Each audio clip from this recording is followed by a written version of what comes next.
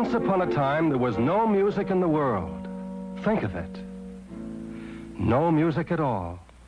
Just quiet and noise. Then one day, a wise old owl called all the animals and birds to the edge of the forest. And when they were gathered together, the owl said, "I have heard that up high in the sky there is a sound such as no one has ever heard before. It is a wonderful sound. If one of us could fly up high over the trees, over the mountaintops, over the clouds, up and up and up, if one of us could fly that high, he might hear the sound and remember it and bring it down back to us. Who will do it?" The animals came forward. The lumbering elephant, the roaring lion, the fiery tiger, the gentle kangaroo. Then the little animals too, the squirrel and the rabbit, the woodchuck and the fox. "We can walk and run and jump," they said, "but we cannot fly, we cannot help you." Then the birds came forward flapping their wings, hens and roosters, pigeons and pheasants, the color birds too, goldfinch and red robin and blue jay, and the hawk and the eagle. There were little birds and big birds, light birds and heavy birds. They hopped about and strutted and walked up and down before the owl, each one saying, "I can do it. Let me try." The owl called, "Who? Whose wings are strong enough? Whose body is light enough? Who will work so hard and fly so high and not be afraid and not give up and not fall back? Who?" The hen and rooster flapped their wings. Up they rose a few feet off the earth. But their bodies were too heavy and their wings too small. The pigeon tried.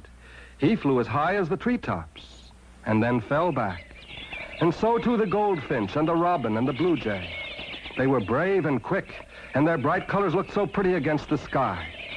But they were tired and out of breath soon, saying, "We cannot fly that high, it's too much for us." Then the hawk stepped forward, dark and quiet and fierce.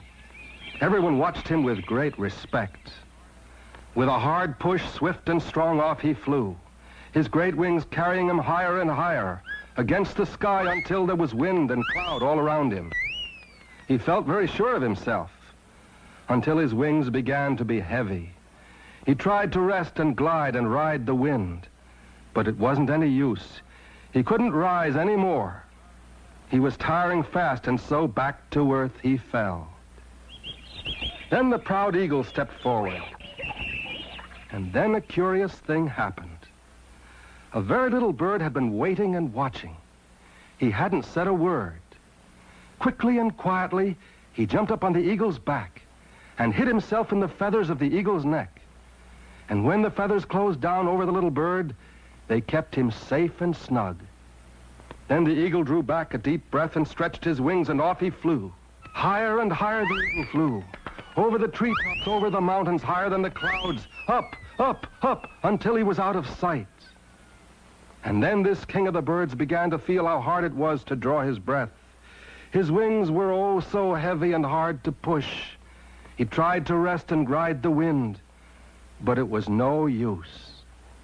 And then, just as he began to fall back to earth, out of the feathers of the eagle's neck jumped the little bird. His body was small and light. His wings were just right for the thin air. And so he whirred merrily away, up, up, up, higher and higher, until he began to hear a sound. High and clear, swelling and growing, and it was everywhere, all around him like the air itself. The little bird was frightened. He had never been so high. He was so alone. He said to himself, "I mustn't be afraid.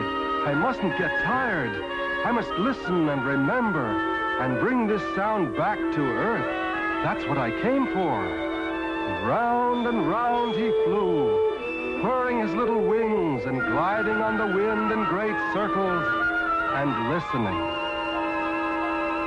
And when he was full of the music, he began to glide down to earth, gently down through the clouds, down over the mountaintops, down past the trees, until he landed quietly near the edge of the forest.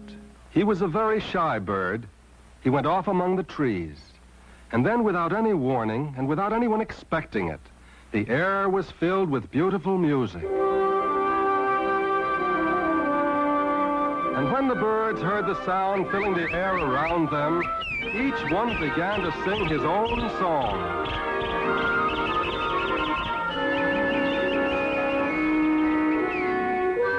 And someday, when you are walking through the forest, you'll hear sweet sounds.